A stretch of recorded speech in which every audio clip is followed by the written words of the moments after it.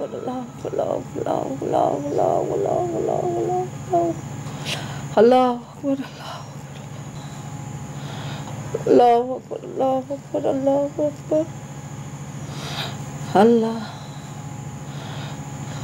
তুমি আমার পোলাটা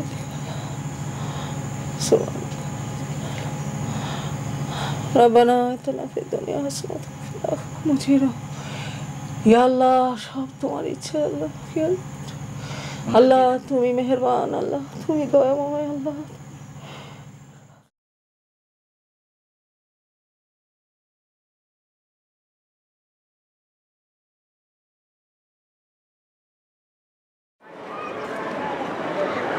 ঘরটা কেমন ফাঁকা ফাঁকা লাগতেছে। আমারও একদম ভালো লাগতেছে। আচ্ছা জাহাঙ্গীর ভাইয়ের লোক কথা হয়েছে? কথা তো হয়েছে, এই তো কইলো যে পেলেন বলে আধা ঘন্টাকে ছেড়ে দিচ্ছে। মালয়েশিয়া যেতে কতক্ষণ লাগে? আরে এইটা তো জিগে নি। আপনি না ফোন করেন, আবার ফোন করেন, জিগান।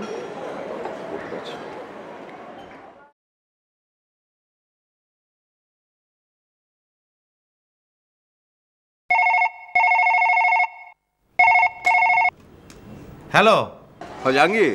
হ্যালো দোস্ত, কি খবর? দোস্ত আচ্ছা মালয়েশিয়া প্লেন যেতে কতক্ষণ লাগবে? দোস্ত তো মোটামুটি 4 ঘন্টার মতো লাগে। 4-5 ঘন্টা? 4-5 ঘন্টা লাগবে? কারে কইলা? না তোর ভাবিরে কইতেছিলাম। আচ্ছা তো প্লেনের মধ্যে কোনো ফোন টোন নাই, কোনো সিস্টেম করা যায় না? তো নাইমা তো ফোন করবার পারবো নাকি?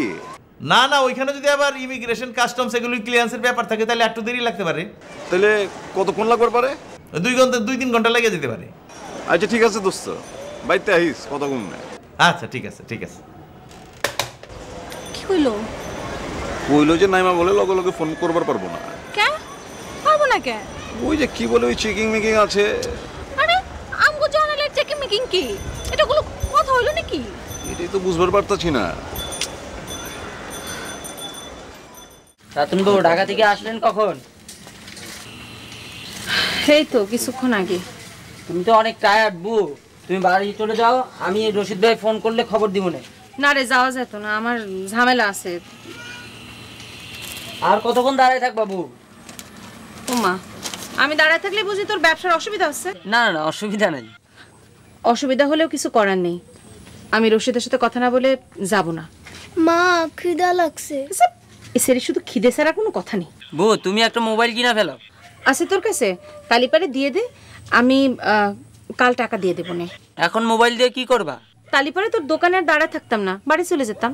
কি যে কও না বউ, রশিদ ভাইয়ের কাছে তো আমার দোকানের নাম্বার আছে। নতুন মোবাইল দিলে রশিদ ভাই জানবে কেমনে তোমার নাম্বার?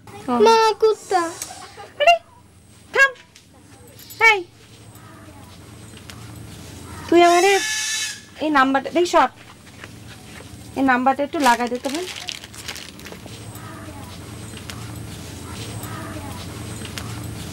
মা খিদা লাগছে। আরে মা কি শুরু করেছে? বাড়ি যেয়ে খাস।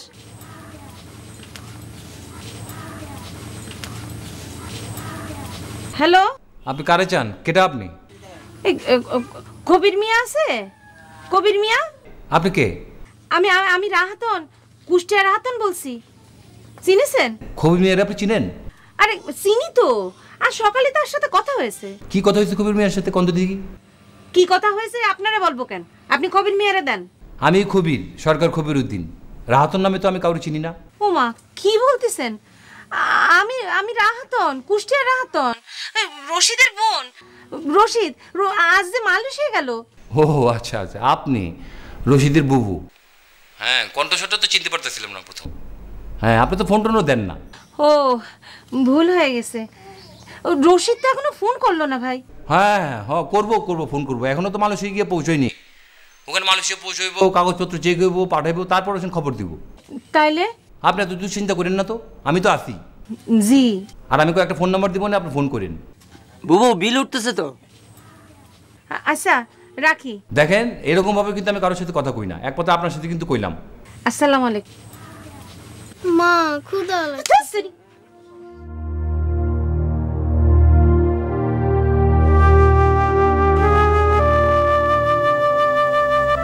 কি রে ও মাটা পালাইছিস দেখি তুই কখন থেকে খুঁজি তুই শুনোস না বাবু দুলাভাই এখন আসে না কিসের জন্য তোর দুলাভাই তো জুয়েল রে প্লেনে উঠায় দিয়ে তারপরে রওনা দিব আইতে তো সন্ধ্যা হইবই মালয়েশিয়া কত দূর বাবু আমি কেমন কমু আমি কি এমন গেছি কোনোদিন তো শুনছি মেলা দূর হে দেশে মানুষগুলো দেখতে কিরকম আচ্ছা পাগলের পাল্লা বললাম তো আমি কি গেছি সেখানে যে কমু তাই শুনছি যে সেখানকার মানুষজন নাকি অনেক ভালো মুসলমান তো নামাজ কালাম পড়ে ইমানদারি আছে মুসলমানে তো বিয়ে হয় না বাবু সে যে দেশের মানুষ হোক একটা দিমো চটকানা ফাজিল কোরআনকার বাবু আমার বাড়িতে নিয়ে দিয়ে আসো আমার এখানে থাকতে ভালো লাগছে কেন রে এই আমার দিকে থাক জেল যাওয়ার সময় তোর কিছু কয়ে যায়নি কইছে কি কইছে আমার কইছে আমার চেহারা নাকি একটু ভালো না আমি এক পেতনির মতো দেখতে আমার দেখলে নাকি তার মেজাজ গরম হয়ে যায় আমার তার একটু সহ্য হয় না বাবু ওই দেশে মেয়েরা নাকি আমার সে অনেক সুন্দর ওই দেশে মেয়ে একটা বিয়ে করতে পারলে হ্যাঁ বলে আর বাংলাদেশে আসবো না এইবার কিন্তু আমি সত্যি সত্যি একটা চর দিয়া তো সবগুলো দাঁত ফালাই দেবো ফাজিল কোন হালকার বানায় বানায় এতগুলো মিথ্যা কথা কইতে তোর একটুও খারাপ লাগলো না জুয়েল তো তোর জন্য পাগল এটা তো আর চোখ দেখেই আমি বুঝি আর আমার চোখ দেখলে কি বুঝো তুইও তো হ্যাঁ জন্য পাগল